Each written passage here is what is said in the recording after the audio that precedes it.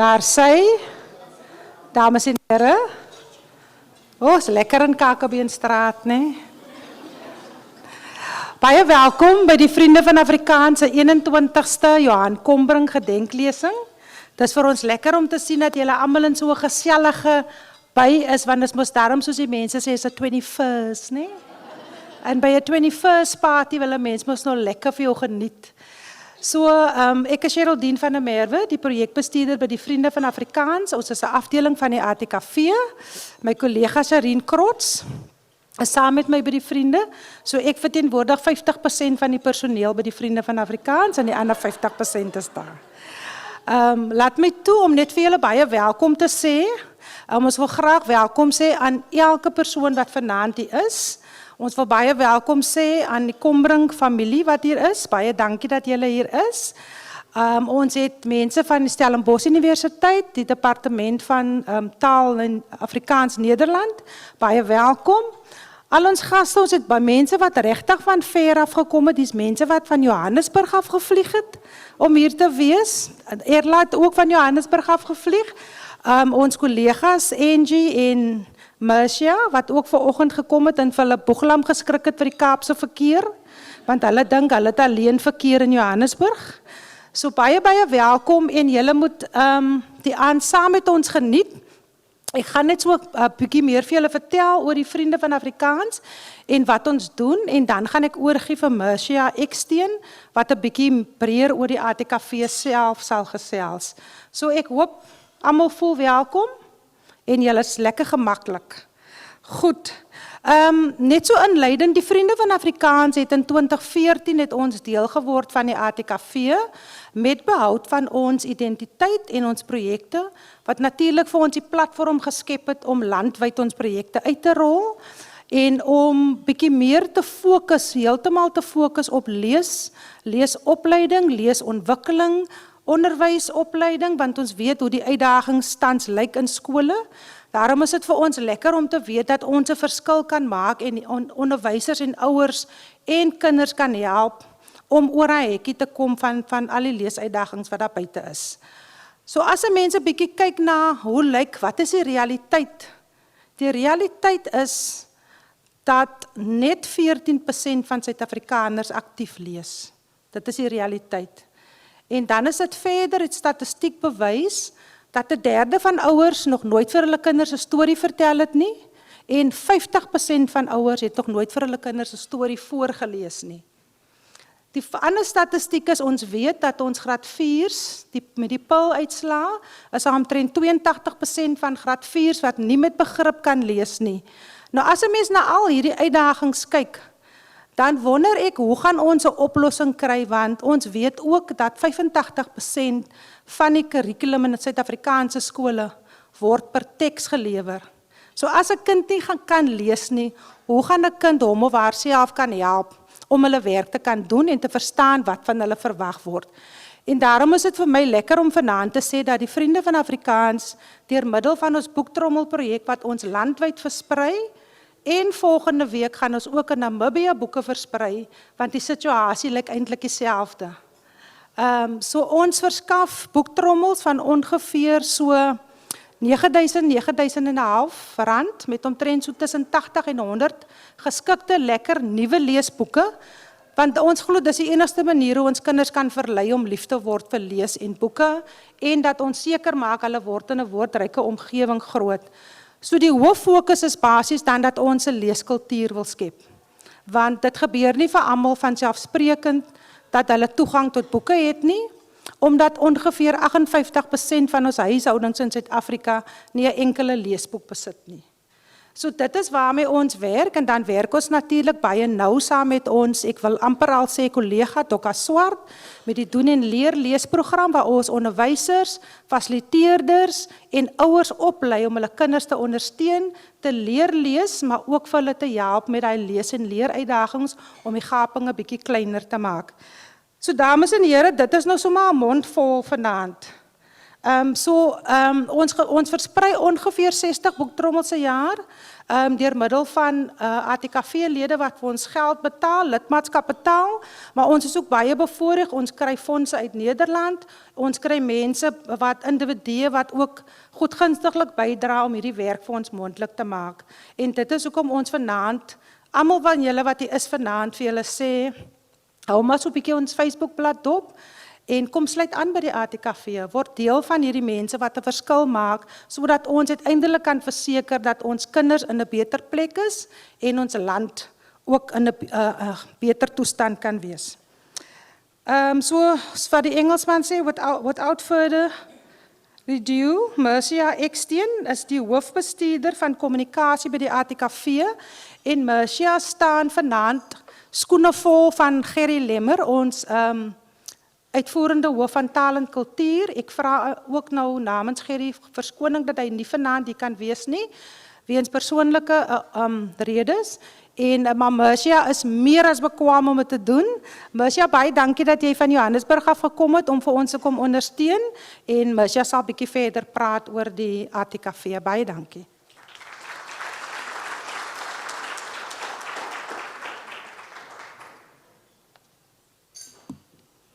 Baie dankie, Geraldine. Goeienaand, dames en here. Iemand het een keer gesê, een klein persoon wat al sy of haar tyd aan vrede gee, maak nuus. Maar baie mense wat 'n bietjie van hulle tyd gee, maak geskiedenis. En vanaand maak die Vriende van Afrikaans met die 21ste Johan Kombrink gedenklesing geskiedenis. 'n 21ste verjaarsdag is 'n belangrike mylpaal. Dis 'n ouderdom waarop daar as ware na twee kante toe gekyk kan word. Daar word teruggekyk en jy dink dalk terug aan jeug, jy dink aan onvoorspelbaarheid, maar jy kyk ook vorentoe. En jy maak planne vir nuwe geleenthede, vir groei, vir standvastigheid en nog meer mylpale.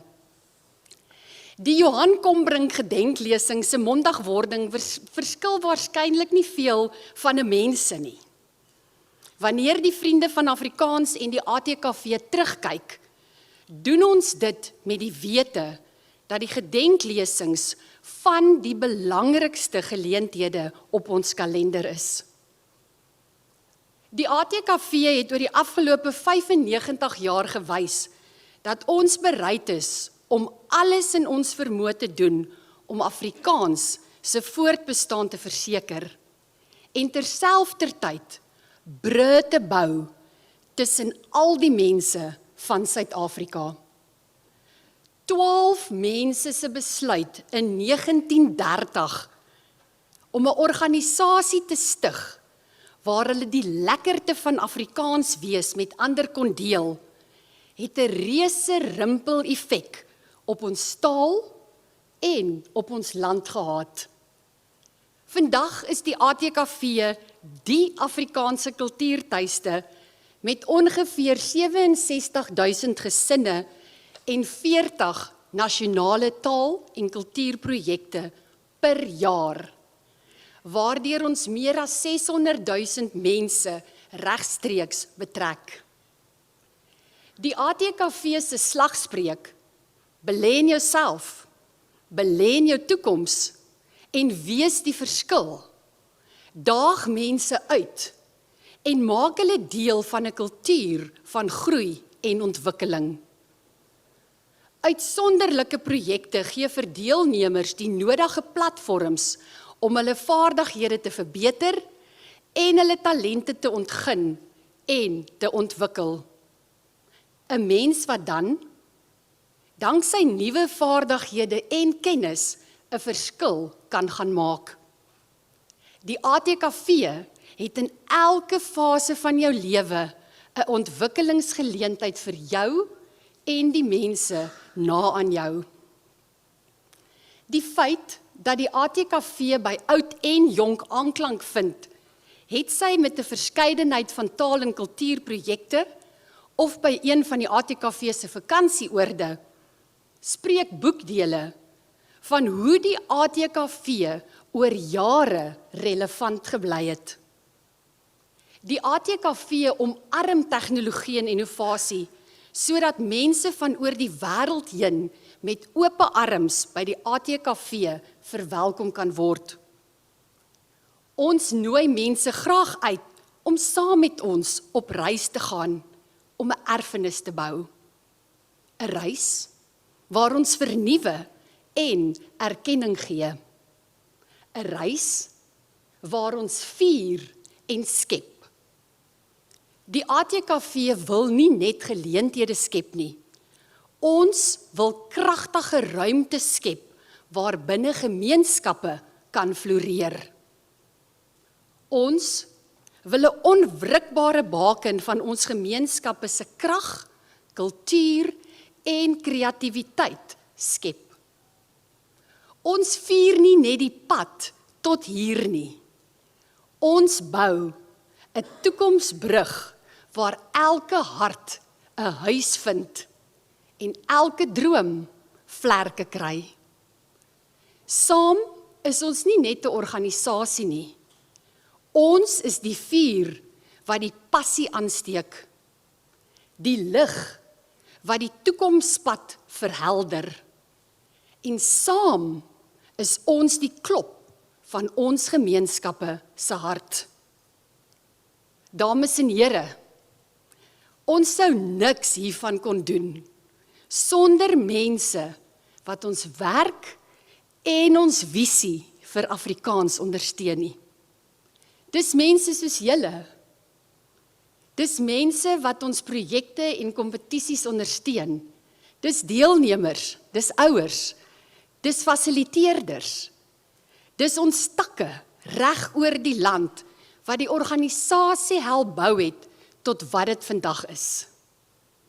By die ATKV sien ons daarna uit om nog vir baie jare aan te hou om 'n verskil te maak in die lewens van mense en gemeenskappe en om nog baie meer Suid-Afrikaners te bereik deur ons werk.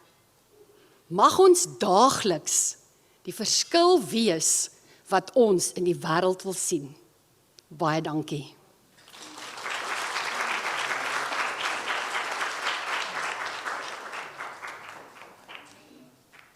Baie dankie, Mercia.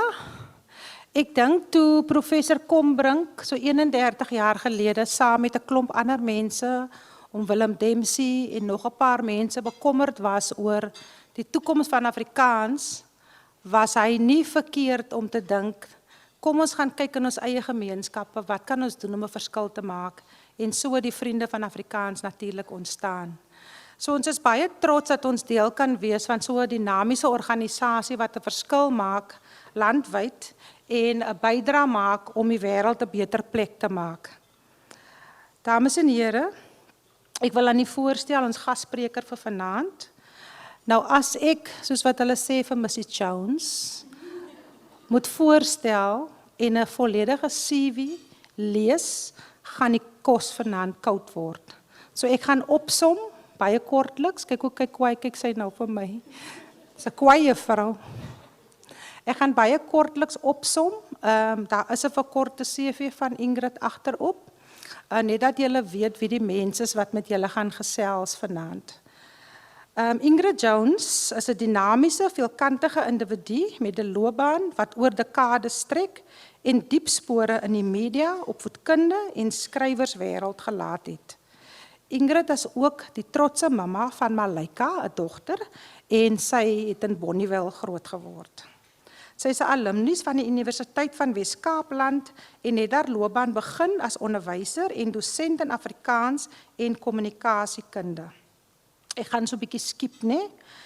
As redakteur het sy haar kreatiewe visie laat skyn by bekende tydskrifte, soos wat julle daar sien, Destiny, Koeksisters, koöperatiewe tydskrifte van Ackermans, Mango, Fastjet en SAA, sy aanlyn tydskrifte. Sy was ook assistent redakteur van die tydskrif Sari. Buiten haar redaksionele rolle is Ingrid 'n kreatiewe entrepreneur en medeskrywer van die boek Beyond the Blue, wat fokus op lewens van vissersvroue. Ingrid was ook die skrywer van Aardskyp en Suidoosterfees se kouproduksie 'n plekkie in die son, Mitchells Plain se mense, die kurator van projekte soos the Lockdown Recipe Storytelling boek en Our Story Hold Our Cure, en sy was in 5 seisoene deel van die paneelvroue wat op Kyknet die geselsprogram tussen ons aangebied het. So, as motiveerde spreker en werkswinkelaanbieder is sy 'n kragtige stem vir vrouebemagtiging en deel sy haar wysheid en ervaring op platforms reg oor die land. Daarbenewens is sy die dryfkrag agter innoverende ondernemings soos Obsession Store en die Alchemist waar klere en boeke geskep word om unieke stories te vertel. Met haar ryk agtergrond en onmisbare hartstog inspireer Ingrid mense om hul eie potensiaal te ontdek en hul stem te gebruik om verandering teweeg te bring. Dames en here, ek hoop julle sitplekgordels is vas. Julle kan julle skoene ook uittrek. Julle kan agteroor sit en lekker asemhaal, want julle is nou in vir 'n treat. So geniet dit saam met ons. Baie dankie en baie welkom Ingrid.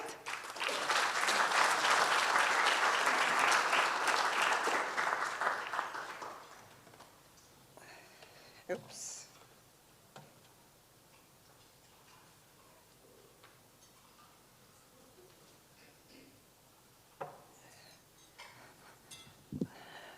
Goeienaand almal. Sy het hier 'n opsomming gegee nie, né? Ek is nou by julle, net gou my rekenaar aansit.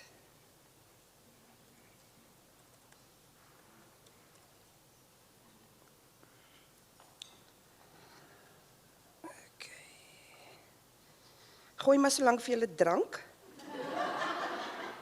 Trek julle skoene uit. Maak julle gemaklik, want as jy moet praat vir 50 minute, so maak hy glas vol. Goeienaand. Eerstens, Geraldine, baie dankie vir die uitnodiging. En dan aan die Kombrink familie. Dit is regtig 'n groot eer om hier te kan staan vir die 21ste viering van professor Kombrink, wat die stigting van die organisasie. Ek het toe besluit, ek moet seker maar my blink rokkie aantrek, want dit is darm 21st, soos wat Geraldine gesê het. Ek het die onderwerp gekies Afrikaans deur my lense, of lens, die wat my ken, weet ek al baie van brille. En toe ek nou gedink het aan waaroor gaan ek praat, het ek gedink, miskien moet ek deur my lense kyk na die onderwerp. En hierdie bril wat ek aan het, kan ek eintlik nie meer lees nie, want dit is eintlik net vir mode. Maar ek het dit met opset gekies, omdat dit 'n wit kant en 'n swart kant het, en ons in Suid-Afrika weet ons moet eintlik maar alkant speel. Want die lyne is nie meer so duidelik, dat dit net wit en swart is nie. So ek gaan maar my bond lense opsit, hiermee kan ek ten minste sien. Nou in 1962, my geboortejaar, en ek is nou 63, met ander woorde 63 jaar gelede, verwerf professor Johan Kombrink aan die Munisipale Universiteit in Amsterdam in Nederland die D-lid en volgraad met lof. Ek is dus vlees en been en verstand die vergestalting van 63 jare van Afrikaans wees. Dis toe hy klaar studeer het. En nou staan ek hier op 63 jaar later om oor Afrikaans te praat in 'n gedenklesing ter hulde aan professor Kombrink op julle 21ste verjaardag. Julle mondigwording. Julle is nou 'n hele groot mens. Ek onthou 'n skryfkursus wat ek bygewoon het waar hy gepraat het oor die vonk en vlam van 'n sin en hoe dit pas in 'n paragraaf en 'n storie vertel. Nou ja, soos ek sê, Geraldine het my gevra om die gedenklesing te lewer en ek het regtig nagte lank wakker gelê oor wat my aanslag sou wees. Ek sê te vir haar, ek sou graag wil praat oor Afrikaans deur my lens of lense, geïnspireer deur my versameling brille. Nou, ek is sopas terug van die 4de Stilbaai Boekefees, waar Afrikaanse boeke, skrywers en lesers lekker saamgekuier het, en ek weer eens besef het dat boeke, en in die geval Afrikaanse boeke, 'n bloeityd beleef soos wat tydskrifte dit nie doen nie. Die Vrye Weekblad, vir wie ek so 'n bietjie langer as 'n jaar geskryf het ook by die kruispunt gekom, waar 'n lang geskiedenis tot einde gekom het. En baie vra nou, wat gaan gebeur met Afrikaans? By die Boekefees vra iemand my of ek dink dat Afrikaans gaan voortbestaan. Ek sal half uit die veld het geslaan, want ek weet nie meer hoekom die vraag so aanhoudend gevra word nie. Dis so 'n gelaaide vraag, met dit dat Afrikaans nou 'n eeufeesviering op hande het. Ook by die fees voor ek met bekroonde kosboekskrywer Elmarie Berry 'n onderhoud, en op 'n vraag aan haar oor die toekoms van boeke, sê sy dat dit so 'n lekker tyd is om met en op ander platforms te speel in Afrikaans, dit te toets en te kyk wat werk vir jou. Die geleenthede vir Afrikaans en oor Afrikaans moet net anders aangegryp word. Waarom is daar dan die angs oor die voortbestaan van Afrikaans? Afrikaans is nog steeds een van die amptelike tale van ons land. Afrikaans het steeds aparte rakspasie in die meeste boekwinkels. Stap maar in Exclusive Books en jy sal sien. Afrikaans is steeds een van die tale wat in skole voorgeskryf word. Afrikaanse kunstefeeste, musiek- en boekfeeste is steeds groeiend en word goed bygewoon. Afrikaans het meer as een kanaal op televisie. Selfs Turkse telenovelas word na Afrikaans vertaal. En die Afrikaans is steeds prominent in ons volkslied. Ek lees sommige van die kommentaar oor die toemaak van die Vrye Weekblad. Daar is die wat regtig jammer is dat hierdie trotse platform tot 'n einde kom, en dan is daar die wat gal braak en sommer net volken onbeskof is. Is nou nie asof ek verkeerde woord gebruik nie, want professor Kombrink het in geur en kleur oor die woord volk geskryf, so ek is nie hier in die verkeerde stroom nie, so hou net jou onderklere aan. En mense wat vuurwerke afskiet, so bly hulle oor die toemaak van die Vrye Weekblad. Wat my toe laat dink aan die verskillende tipes Afrikaans wat ondersteun word. Die wat die Ossewa nog aan die gang wil hou, ten spyte van vooruitgang in die outomobielwêreld van Tesla's, seker nou nie 'n goeie voorbeeld nie, maar julle weet wat ek bedoel. Diegene wat Afrikaans in sy suiwerheid wil behou. Die suiwer ras-ideoloë sal die bittereinders bly oor die verhewenheid van Afrikaans. Hulle ma en pa nog en geen anglisisme of Engelse woord sal ooit oor hulle lippe kom nie. Daar is die wat lekker dans en saam sing op hop hop spinnekop, ek het dit gelukkig nog nooit gehoor nie, en kuier en dans in Afrikaans wat lekker voel, al sê baie dis te common. Op die Kaapse vlakte praat mense steeds lekker Afrikaans, en jong rymkletsers sing in 'n taal wat die voete laat juk en my hare laat regop staan vir die gewaagdheid van die nuutskeppings. Revensie sing so mooi dat die bittereinder sommer vergeet hy is swart, want hy sing dan so mooi in suiwer Afrikaans. Wil ons 'n Afrikaans hê wat aan almal behoort en gepraat kan word soos jy wil? Of wil ons 'n Afrikaans hê wat nie uitdaag nie, wat nie grense verskuif nie, of nie bang is om radikaal anders te wees nie? Wil ons net 'n Afrikaans hê wat bloedstollend na die verlede hinker, of wil ons 'n Afrikaans hê wat baanbrekend vorentoe beer? Ek is 'n TikTok-verslaafde, en ek het in die baie ontdekkingstogte wat ek onderneem, onder andere op Afrikaans Tok afgekom, indien julle nie daarvan weet nie. Natuurlik is daar die mense waarvoor ek my skaam, maar daar is ook die mense wat soveel kreatiewe dinge in Afrikaans doen. Hulle boei my met hulle vernuftigheid. Hulle maak nie verskoning dat geen mense buite ons grens hulle sal verstaan nie. Hulle bou unieke nuwe loopbane, het die lekkerste onbenepe 10-minuut gespreksessies, boekgroepe, digtersgroepe. Die Temple Boys sing en dans in Afrikaans wat ek nie verstaan nie, maar hulle doen hulle ding en duisende mense sing saam. Nuwe grense is oorgesteek. Taal gaan oor mag, oor ekonomiese mag, oor kulturele dominansie, oor opvoedkundige beheer, oor parlementêre voorkeur, oor skryfreg, nie net praatreg nie. Taal word op 'n manipulerende, indoktrinerende manier gebruik om ons te beheer. Vrees is die vinger op die sneller wat gebruik word om ons beskermingsinstinkte te aktiveer. Hoe meer die vrees sneller gebruik word, hoe meer word denke en gesprekke gemanipuleer.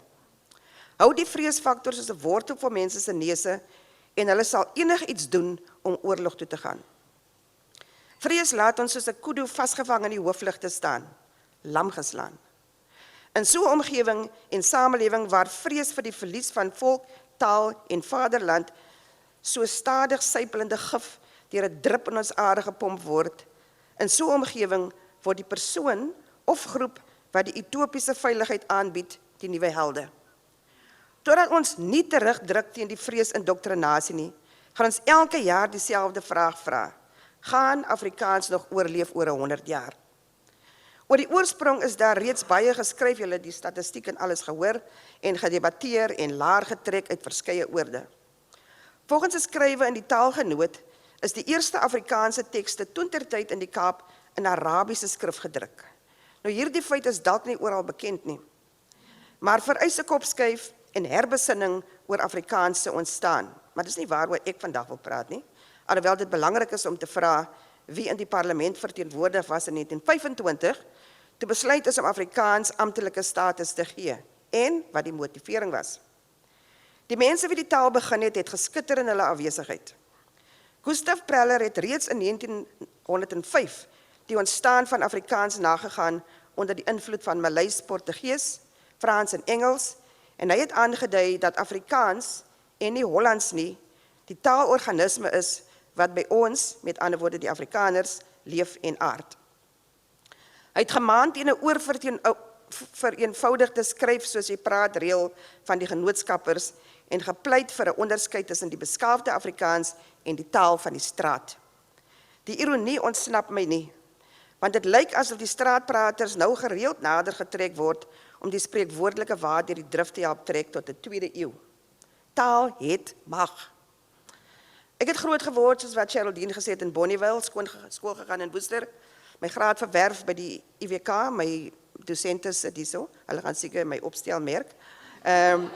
Ek het skool gehou in Belhar, ek het radio, televisie en tydskrifte gedoen in Kaapstad. Die grootste gedeelte van my loopbaan is in Afrikaans gedoen. Ek is Afrikaanse meisie van die platteland, wat met 1976, 1980, 1985 en 1996 se lense na die taal wat ek praat kyk. My kinderverwondering oor die taal wat ek praat is in 1976 aan Vlaarde geskied met die opstand teen Afrikaans. In 1980 het ek my Jakes Gerwel IWK era betree. In 1985 stap ek as Afrikaanse onderwyser in die groot skoleopstande van die Super SRC's in, en die skool waar ek begin is een van die hoofbrandpunte in die land. En in daardie jaar verban ek, vir die van julle wat kan onthou, my katwoord Herfs van Barry Houg uit my klaskamer. In 1996 verlaat ek die skool vir die Afrikaanse media. 4 lense met baie lesse. Ek is lankal nie meer kwaad oor wat in die naam van Afrikaans my aangedoen is nie, lankal nie.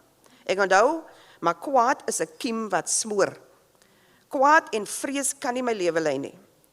Ek wil deel van die oplossing wees, 'n gesamentlike oplossing. Vir my is die kwessie watter Afrikaans jy wil laat voortbestaan. En ek stem saam met Elmarie Berry dat daar soveel meer platforms en geleenthede is om te ontdek. As die een nie werk nie, of nie meer werk nie, beteken dit mense soek dalk net 'n ander formaat. Vind uit wat dit is en ontmoet 'n Afrikaans wat jou eie grense sal verskuif en minder bang te maak of dit gaan voortbestaan. Die vraag is nie wie se Afrikaans nie, maar watter Afrikaans. Jy kan nie die Engelse golf stop nie. Nie een van die ander amptelike tale kan dit stop nie. Ons moet anders begin dink oor Afrikaans. Daar is reeds hoop navorsing gedoen met verskillende LSM staan vir Living Standards Measure, groepe oor hoeveel taalsprekers daar is, julle het dit gehoor. Is hulle arm of ryk? Het hulle skool gegaan of nie? Praat hulle kinders Engels of Afrikaans? Is Afrikaanse bruin studente by tersiêre instellings se getalle nou eers belangrik om aan te dui dat die onderrigmedium Afrikaans moet bly? Want die straattaalmense se kinders praat daarom tog Afrikaans en hulle mag nie uitgeskakel word nie. Is multitaligheid die antwoord? Al die vrae het reeds antwoorde, so waarom vra ons steeds dieselfde vrae en verwag 'n ander antwoord? Wat dryf die vrees? 'n Onteiening? Ons kom van onteiening af sedert Jan van Riebeeck hier aangekom het.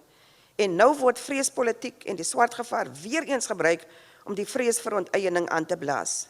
Soveel so dat mense selfs Amerika toe wil gaan, waar niemand vir hulle Afrikaans as 'n opsie op 'n staatsvorm, op skole en universiteite of in aparte woongebiede gaan aanbied nie. Ons moet saam die oplossings hier soek.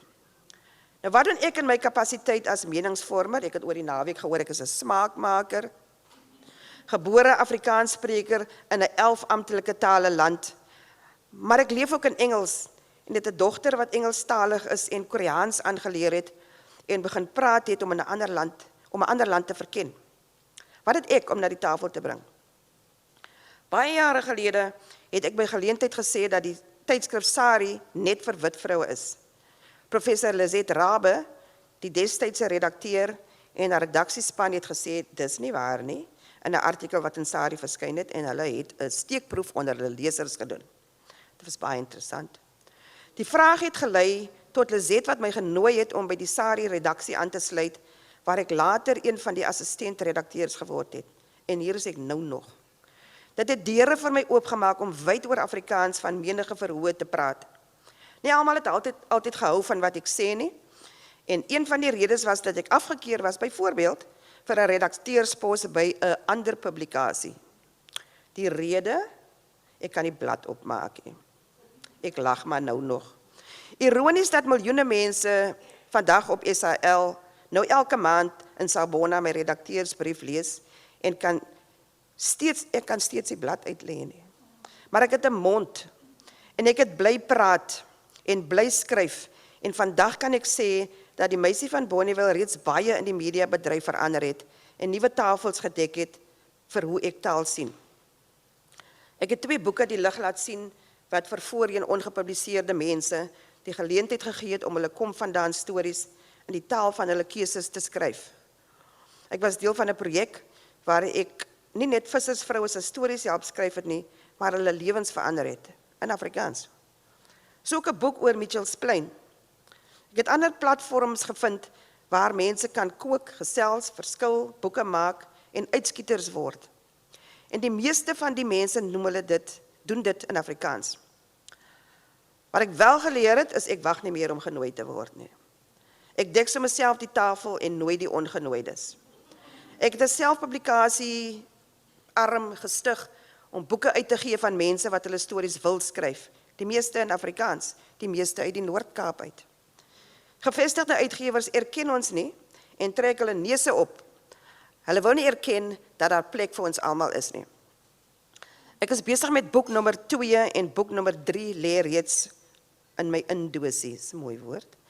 Om af te sluit, wil ek Dr. Halen Kloete van die Universiteit van die Vrystaat se Sentrum vir Geslags- en Afrika-studies aanhaal tydens sy onlangse praatjie by die F.W. de Klerk Stichting. Die titel sê, die gewig van die verlede, die trek van die toekoms, die vorentoe beer van die hede. Ek dink ek hoef te antwoord, die titel sê dit alles. Maar wat kies ons? Ek is van mening dat ons nou reeds vir 'n paar geslagte vorentoe moet beplan. Ons kan nie net vir die nou beplan nie. Dr. Kloete praat ook van die onmiskenbare trekking van die toekoms. Hy vra vir 'n Suid-Afrika wat eties, inklusief, vooruitdenkend is en dat plaaslike regering moet dien as die ruggraat van vooruitgang.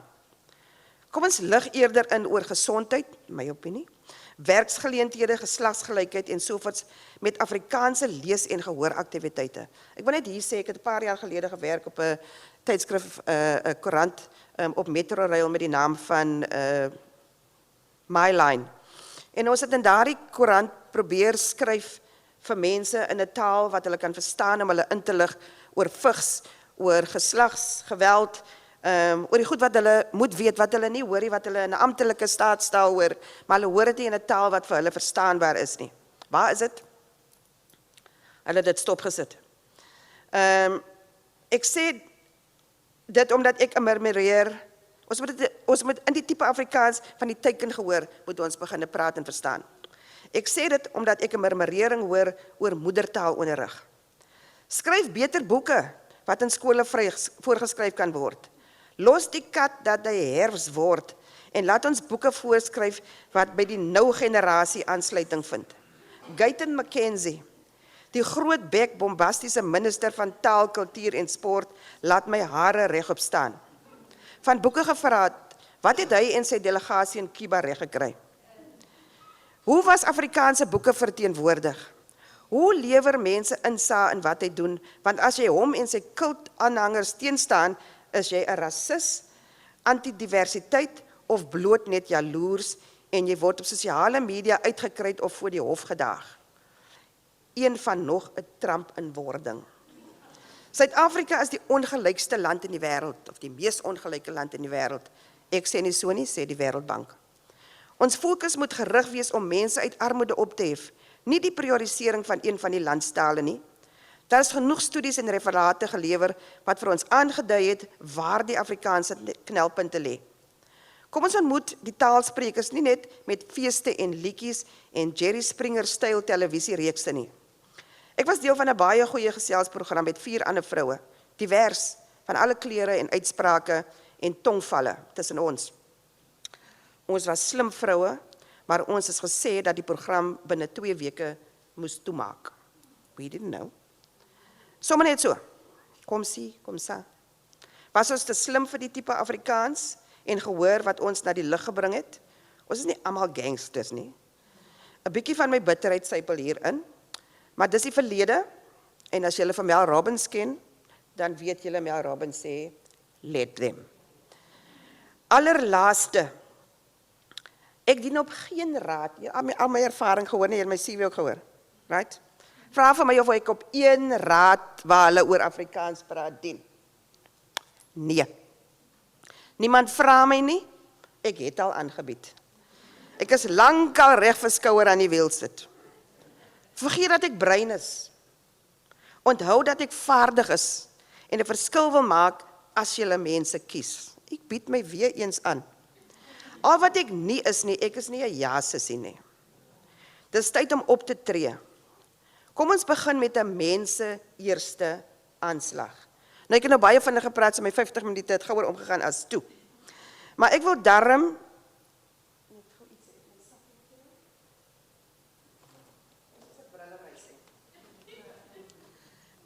Geraldine, ek wil daarom vir jou net ook 'n veelkleurige aksie gee om anders na die sprekers van Afrikaans te kyk.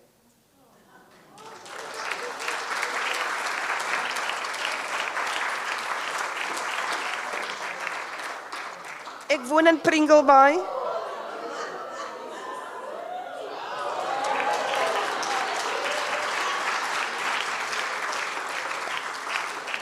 Ek woon in Pringlebay, ek sit hierso ook by mense wat ek geweet het in Pringlebay bly nie, behalwe, ek het die vrou wat langs my gesit het,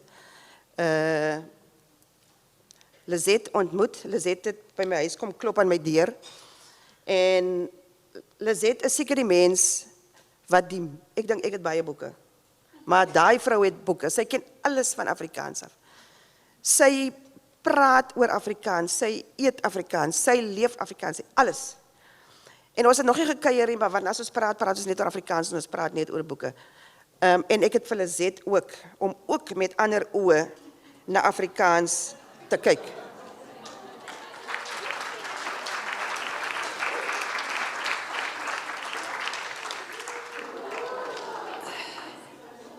En ek het 2 paar oor, right? Julle is veronderstel om vir my vrae te vra. Nee, Geraldine? Hulle moet asseblief my vrae vra. Die slimste vraag, gaan 'n bril kry. So, enige vraag. Ek weet nie op watter raad sou ek graag wou dien nie. Al wat ek weet is, dat ek weet ek kan 'n verskil maak. Nie terwyl Guyton nog is. Ja, Enige ander vrae? Daar's 'n vraag.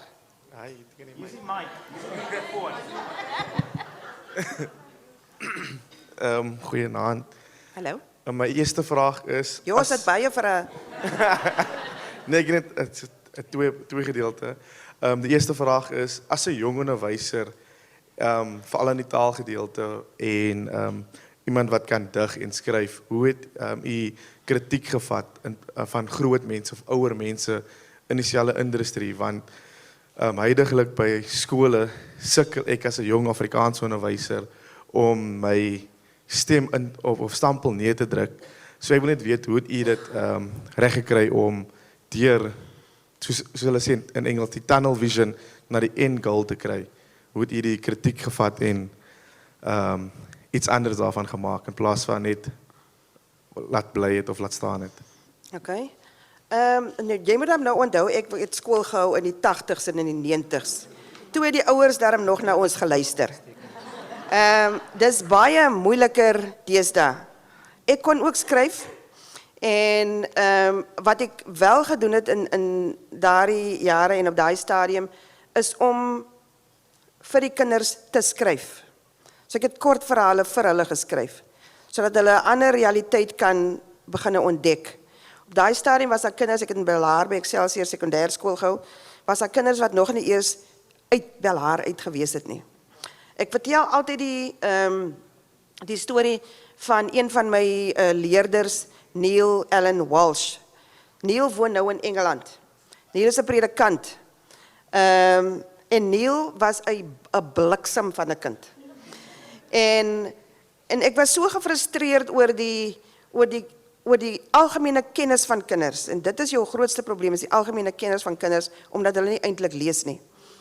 En dan het ek nou maar met hulle aardrykskunde gedoen en geskiedenis gedoen en wat ook al alles in die Afrikaanse klas. En ek het eendag vir hulle met die aardbol so rondom die tafel gehardloop en gesê, dis hoe die aarde rondom die son draai en so aan.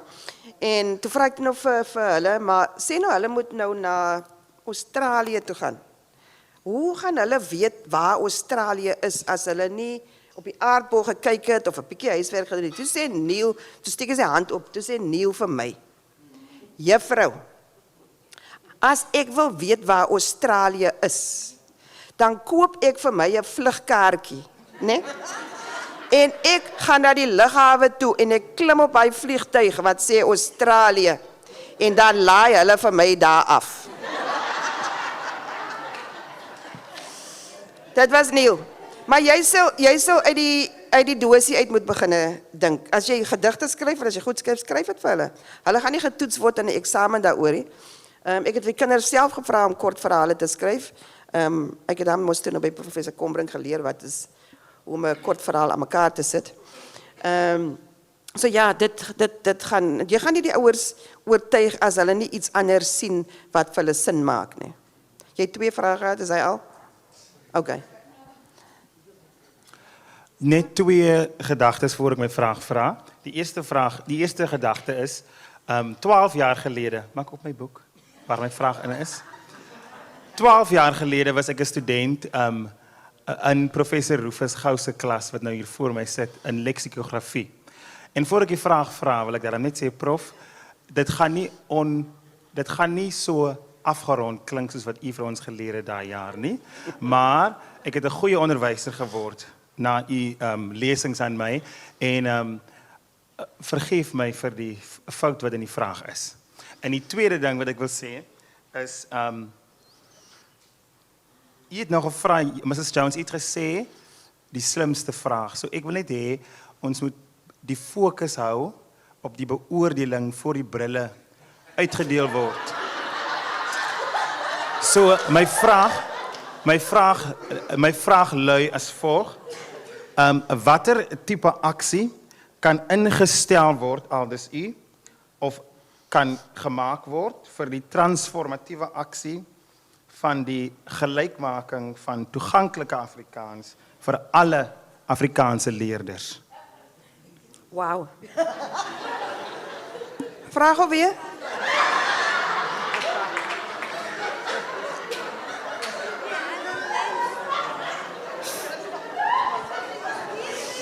Okay, ek neem aan, Ek neem aan ek kort 'n nuwe lens om die vraag anders te stel.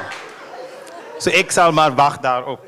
Die vraag is, watter tipe aksie, watter tipe intervensie het ons nodig om die transformasie wat ons wil sien in alle Afrikaanse skole, in sommige Afrikaanse skole, of die vak Afrikaans, om dit meer toeganklik te maak deur gelykmaking vir alle Afrikaanse kinders. Okay.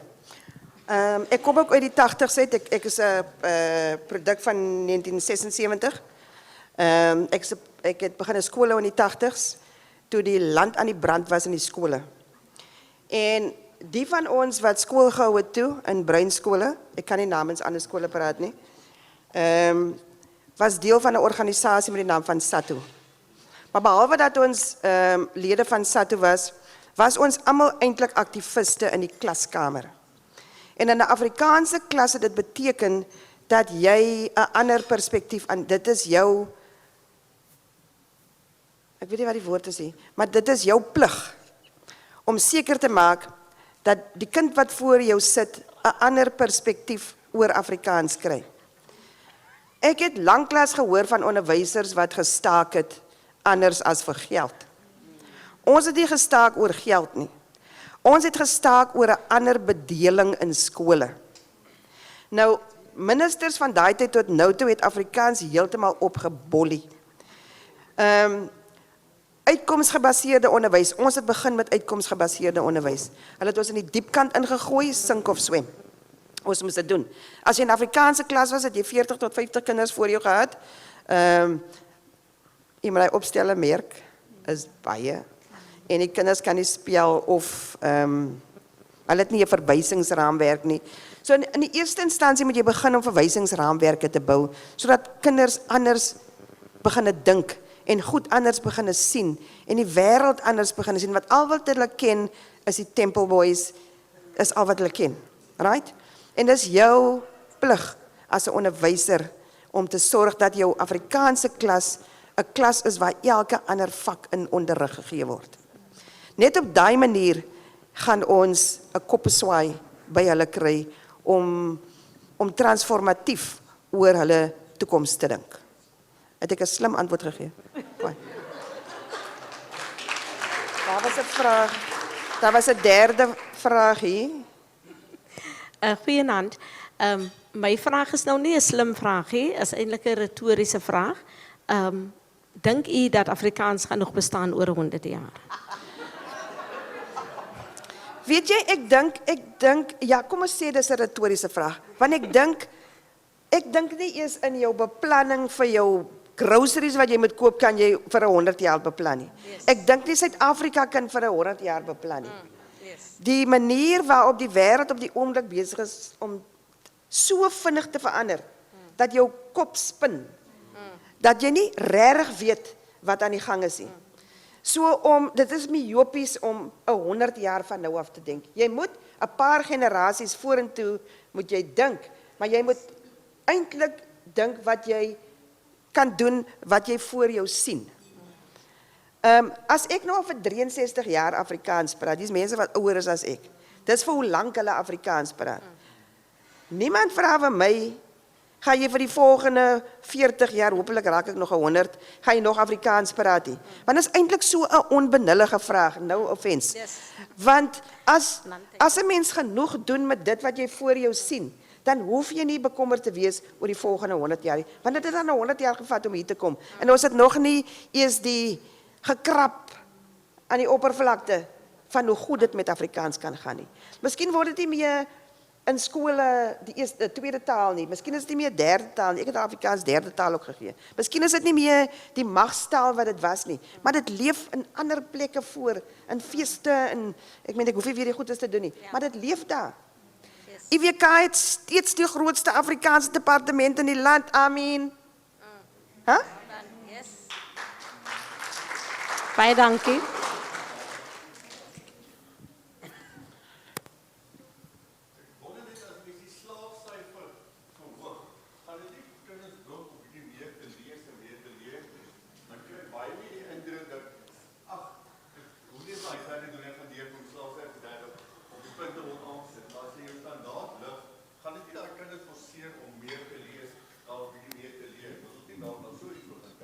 Jy sien, daai is 'n onderwysvraag, né? En daai minister is nou nie hier nie. Want dit is iets wat met 'n wet moet reggemaak word wat sê, okay, die punte gaan nou weer wees soos wat dit was. Maar so van 'n Afrikaans en 'n praat standpunt af, dink ek moet die antwoord tussen die onderwysers lê wat moet verseker dat die kinders 'n groter belangstellingsveld het sodat hulle nie net, hoeveel moet 'n mens hê? 33%. Dat hulle nie net dit hoef te hê nie. Ek weet dat jou ambisie groter as dit moet wees. Ja, maar dis 'n onderwysvraag daai. Goeienaand. Ek dink dit gaan nou 'n grappige vraagie wees wat ek gaan vra. Dink ons het vanaand 'n bietjie ernstige vragies gevra. U het gesê, u het gegaan vir 'n onderhoud en dat het gesê jy kan nie plaatkoek bak nie. Ek kan nie boek opmaak nie. 'n Wat opmaak nie? As hulle die koerant uitlê, kom die koerant mos in Oh, ek kan nie dit uitlê nie. Ja. Ja. Nou, toe ek nou hier sit, toe hoor ek nou plaatkoek en ek sê tot myself, okay, as u nie kan plaatkoek bak nie. Ek kan nie. Ek moet aan vir jou sê ek kan nie. Vandag vier ons beso die 21ste jaar van Johan Kombrink lesing. Vandag is internasionale melkteerdag. Kan u 'n melkteer bak? Kan u melk? My vaardighede lê op 'n ander plek. Ek dink ek moet die brille vir die twee onderwysers gee. Dit is hier so in die boksie as julle wil maak. As daar geen vrae meer is nie, baie dankie vir julle tyd en julle aandag. Julle wil seker nou na die drank gryp. Dankie, Sherilyn.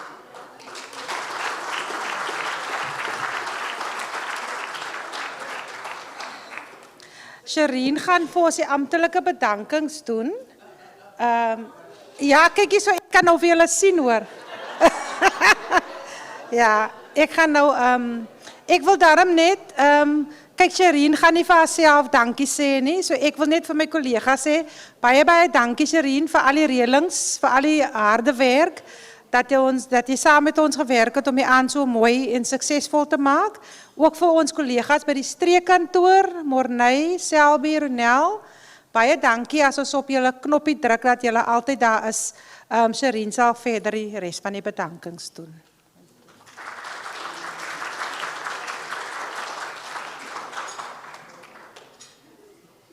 Goeienaand almal. Ingrid, ek wil nog betoog het en gesê het, maar ek wil 'n bril hê. Maar ek gaan nie help nie, ek sal nie kan sien nie. Ek kan nie eers jou gesig sien as ek my regte bril afhaal, hoor. Toe ek 'n kind was, ek het in graad 7 begin bril dra en ek weet nie wie van julle ken die Coke botteltjies nie. My lense is so dik. So ek wil bitter graag, maar ek sal vir hom bo oor moet sit. Dis al manier hoe ek dit sal kan dra. Goeienaand almal. Sherilyn het al gesê wat my naam is. Ek is Shireen. Ek is 50% van 'n bekwame duo. Ek moet dit sê. Ja, ek dink dit was 'n interessante gesprek, Ingrid. Ek dink ons is verryk vanaand en dit was baie insiggewend. Maar ek moet daai klein dankie met die gelaaide betekenis. Ek moet daai woord vanaand doen. En dit is my groot eer. So ek moet dankie sê vir al ons kollegas, Marcia en Angie. Dankie dat julle hier gaan wees. Angie gaan vir ons 'n mooi berig skryf en ek gaan dit lei. Asseblief julle, gaan like ons sosiale media platforms en versprei. Prof Rufus hulle is hier, so ek wil nou nie sê share nie. So versprei dit asseblief. En dan ook ons ander kollegas, Sherilyn het al vir julle dankie gesê. Almal wat vanaand hier is, dit is in die middel van die week. Dit is 'n besige week vir almal van julle. Ek weet môre is werk, maar baie dankie dat julle die tyd uitgekoop het om vanaand hier te wees by ons 21st. Die 21st sê hulle gewoonlik, jy kry mos die sleutel En hy sleutel gee ons veel vryheid, maar hy sleutel gee ook veel verantwoordelikhede. So ek hoop die verantwoordelikhede wat die vriende van Afrikaans het, om Afrikaans net verder te vat, meer kinders en meer groot mense aan die lees te kry, en meer mense leesvaardig te maak. Daai verantwoordelikheid gaan ons nog regtig waar uitbrei.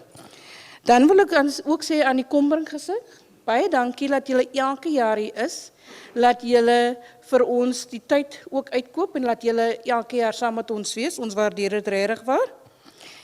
Ingrid Jones, ek het klaar aan die begin dankie gesê, dat jy, ons het actually, toe ons nou jou naam, ons sit gewoonlik, en dan sê ons, kom ons dink, en ons dink hard oor. En toe Geraldine het gesê, Ingrid, toe sê ek, wauw, kom, ons vra vir haar, ons hoop, sy is nie besig nie. Maar ek weet nie wie van julle weet, dat Ingrid ook die stigter is van die Food Fairies nie. Wie ken die groep op Facebook? Javon, jy sal dit ken, ja.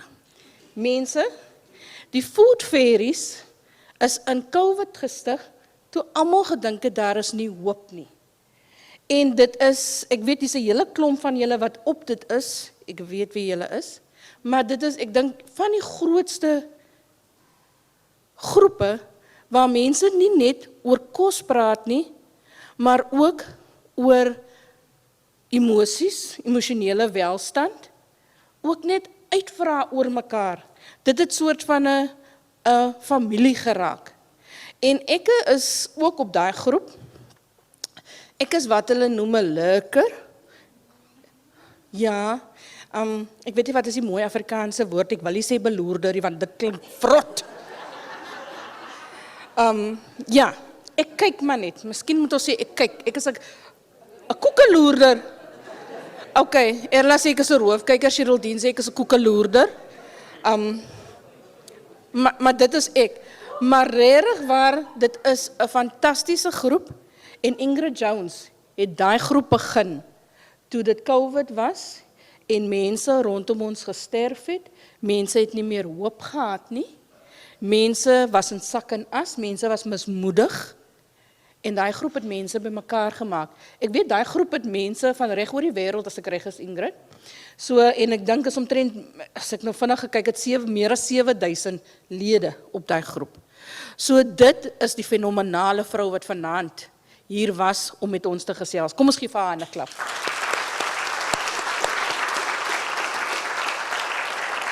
En dan gaan ons nou die hoofgereg bedien. Ons is nou klaar met die formele gedeelte. Ons gaan die hoofgereg bedien, en die van julle wat wil, my ma het al gesê, gaskoeldrank hê. Julle weet die Coke, die Fanta en so aan, vra maar net vir die kelners, hier is wyn, as julle nog wyn wil hê, die wyn is beskikbaar vir julle, daar is sap en daar is water vir julle, so vra die kelners, hulle sal vir julle bring. Daar agter, weet jy of julle gesien het al nie? Daar agter het ons die 360 kamera. Gaan en geniet julle self, Liesel, asseblief. Ek wag vir jou om daar te wees. So gaan en geniet julle self, geniet die aand verder, maar voor ons ook afsluit, Geraldine het nou vir my dankie gesê, maar ek moet ook net vir haar dankie sê vir die leierskap en ondersteuning, want sonder haar sal die VVA nie eintlik verder kon gegaan het nie. Die VVA, Geraldine, is sedert 2018, as jy nou die bestuurder, nee? En ek moet sê, dit gaan net vorentoe. Baie dankie.